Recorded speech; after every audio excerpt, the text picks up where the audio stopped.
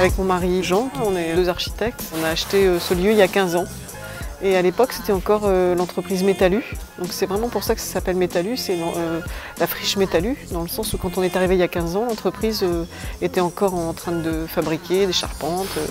Là, c'est vraiment un projet qui est ouvert, où on veut trouver une mixité d'occupation, à la fois des artistes, mais aussi des jardiniers. Pour ce faire, on a créé une association qui s'appelle l'association Métallunaire, cette fois-ci, et qui a pour fonction donc, de faire l'harmonisation, organiser des événements, des choses comme ça, puis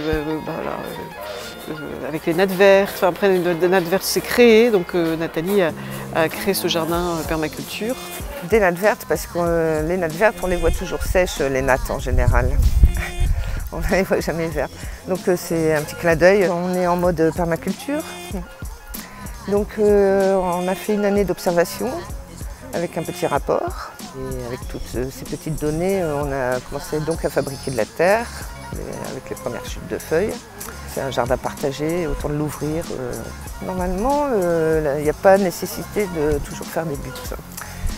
Pour le cas présent ici sur ce jardin, c'est complètement nécessaire parce que justement on a besoin de s'isoler du sol vu qu'on est sur un parking à vélo de cailloux. Et on a besoin de s'isoler du sol aussi de par le passé de la friche. Donc là on fait de la butte, on fabrique la terre sur place.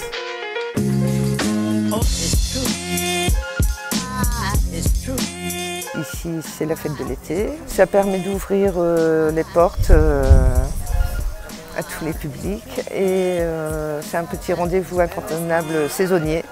Donc une fête par saison, 4 fêtes par an, avec des ateliers en amont dès le mercredi.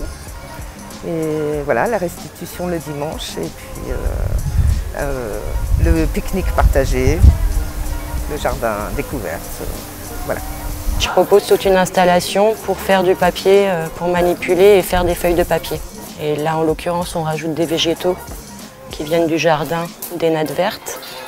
Et en fait, on peut composer énormément de choses et de papiers différents, quoi. Donc là, par exemple, il y a un papier avec différentes plantes qui ont été broyées, mixées.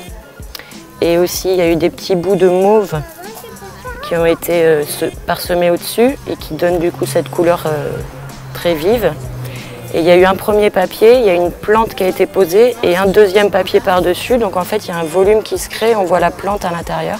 On conforte donc une vie à ce lieu, ouverture aussi aux gens du quartier. Il y a de plus en plus de l'Aussois qui viennent. Un jour comme aujourd'hui, c'est super.